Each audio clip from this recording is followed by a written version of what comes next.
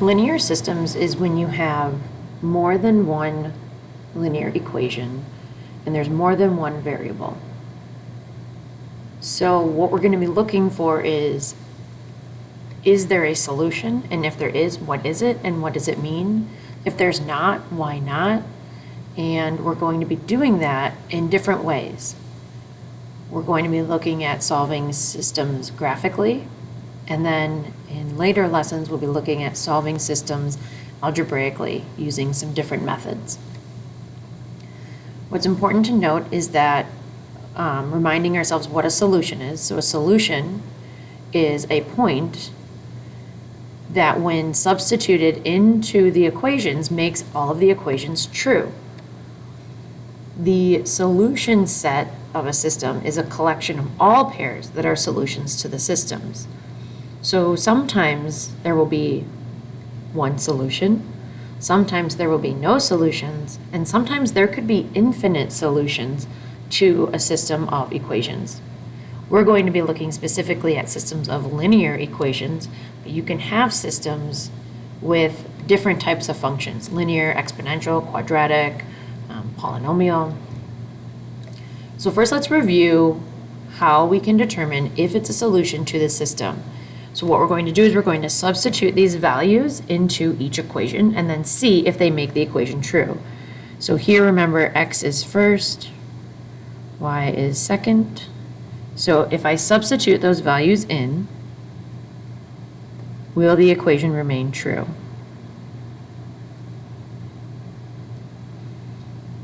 So now I'm just going to simplify, and I end up with that 5 is equal to 5. So yes, this one does work.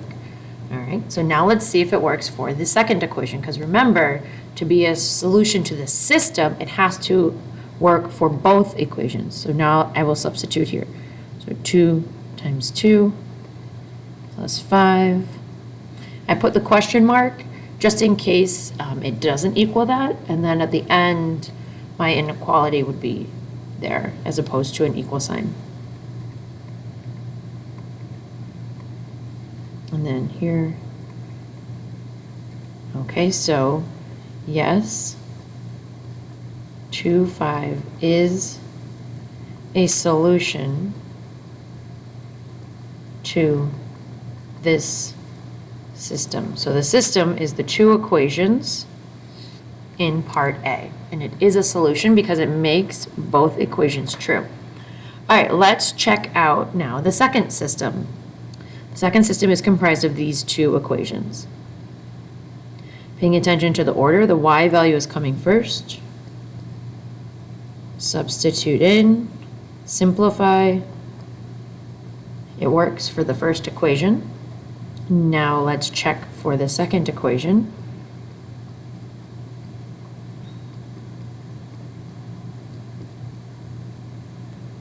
So now I'm just evaluating and simplifying.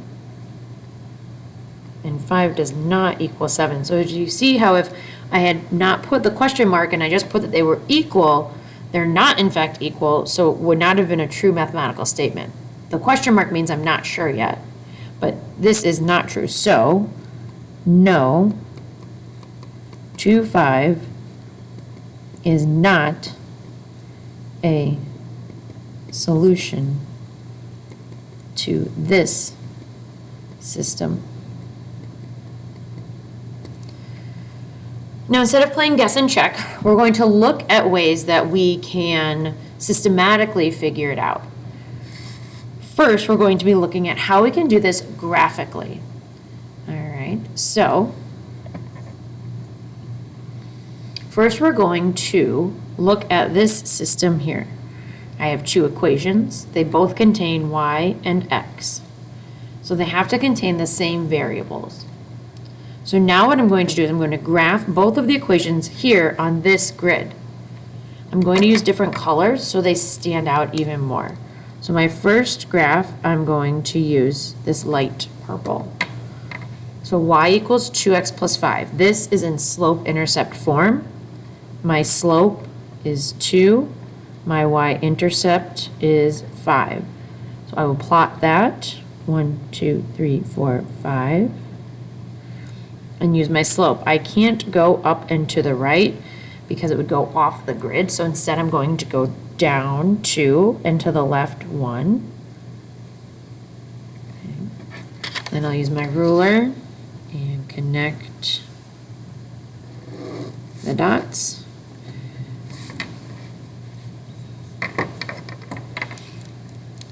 Let's see, is this going to show up different enough? They look too similar, so I'm going to use the blue. All right, now this one's not in slope-intercept form, but I can rearrange it so that it is. So this is going to be that y is equal to negative x plus 2. So now my slope is negative 1, and my y-intercept is 2. So I'll start with my y-intercept. Negative 1 is down and over, down and over. I'm going to connect my dots, and then I do in fact see that they cross each other at that point. At what point do the two lines intersect? They intersect at negative 1, 3. Show that this point is a solution to the system, and we're going to show that by substituting and simplifying algebraically just like we did in exercise number 1. So for my first equation, 2 times negative 1 plus 5, is that going to equal 3?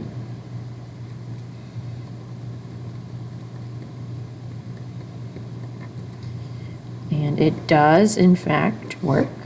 Now I'll try the next one. So is 3 equal to 2 minus negative 1? And it is. So negative 1, 3 is a solution. And actually for this system, it's the only solution.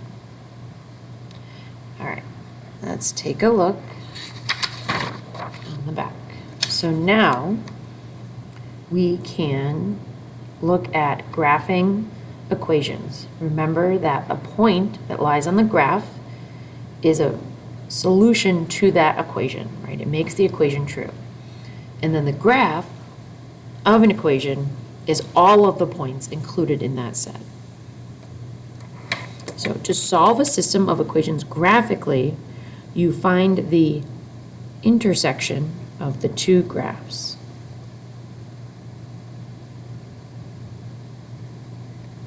This works because any intersection point must lie on both graphs. Because intersection points lie on both graphs, they must make both equations true. Because intersection points make both equations true, they are solutions to the system of equations. All right. We can use this method when we have word problems, and oftentimes systems of equations is applied to real world situations, and so it makes the most sense to just keep practicing this way. So here we have Janelle and Swetha are taking a 50-question true-false test in their history class. Janelle started after Swetha had already finished 12 questions. Janelle answers questions at a rate of 2 per minute, while Swetha answers them at a rate of 5 questions every 4 minutes. Janelle eventually catches up to Swetha. How many minutes does it take her, and what question are they on when Janelle catches up? So the first thing that we have to do is create 2 linear models for the questions answered since Janelle started. Okay? Then we can plot points on the graph and see what happens.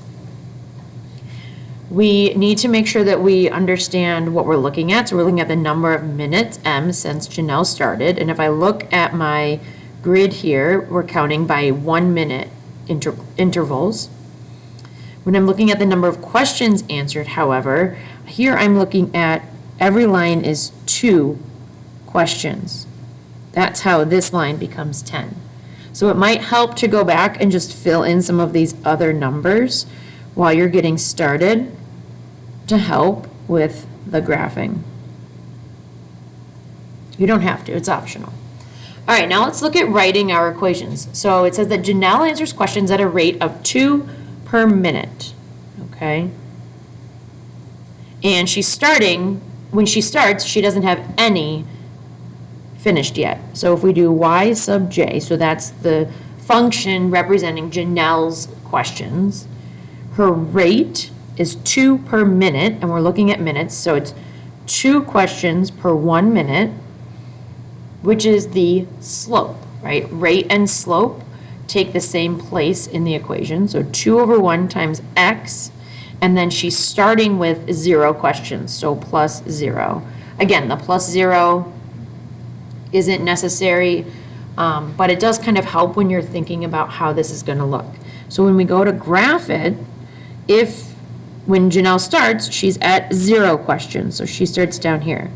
After 1 minute, she's answered 2 questions. After 2 minutes, she's answered 4 questions. After 3 minutes, she's answered 6, and so on. So now I can go ahead and connect, and it is really important because if you did not pay attention to the rate of the y-axis, your graph would look like this instead, and that would not be correct, right? This is the graph we want to use. All right, now let's look at our equation for Swetha.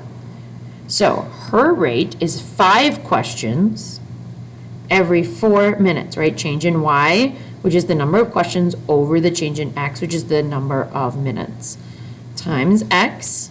And she's actually starting at question number 12 because she had already answered 12 questions before Janelle started.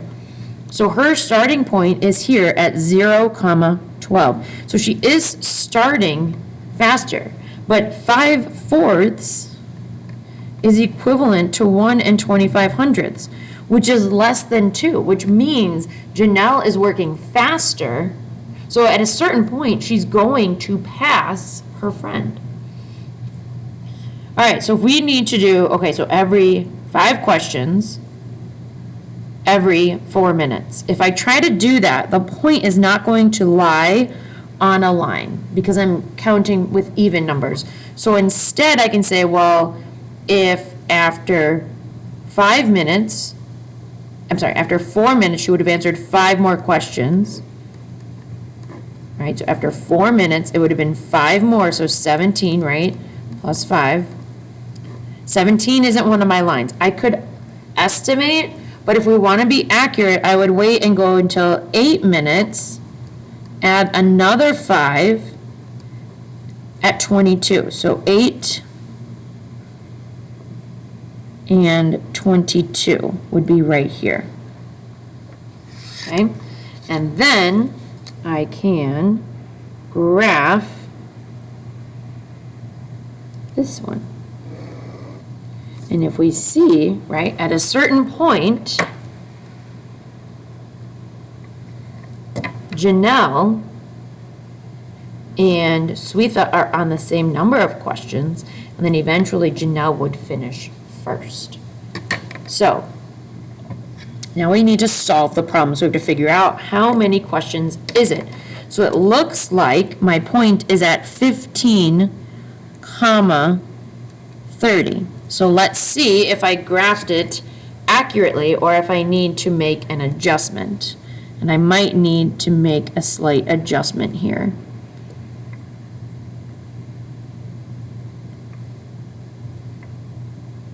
So let's take a look. Let's substitute it in.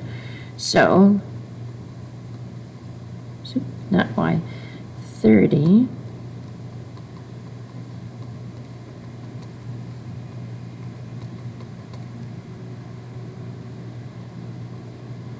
Oh, I'm sorry, plus 0. All right, so this works for Janelle. Now let's try for Swetha.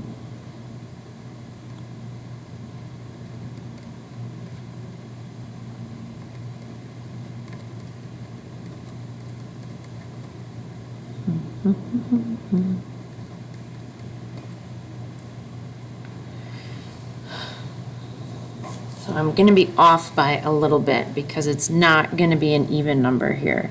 So it looks like 1530 is not going to be my final solution. So this is going to be 75 fourths, which is 1, it'd be like 9, so 8.25. So it's a little bit over. So it's not exactly the solution. However, we're trying to figure out how many minutes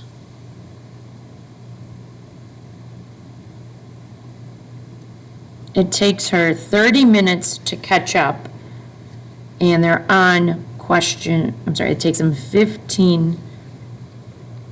So it takes Janelle 15 minutes to catch up, and they are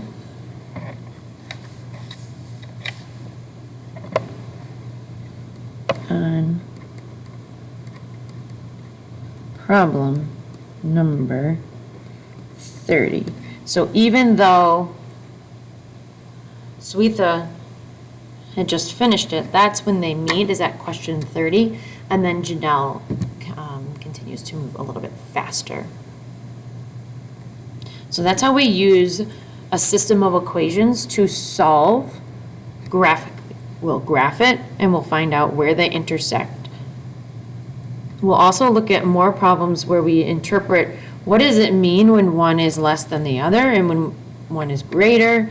This is also known as your break-even point, depending on the type of question. So we'll take a look at more of those later on.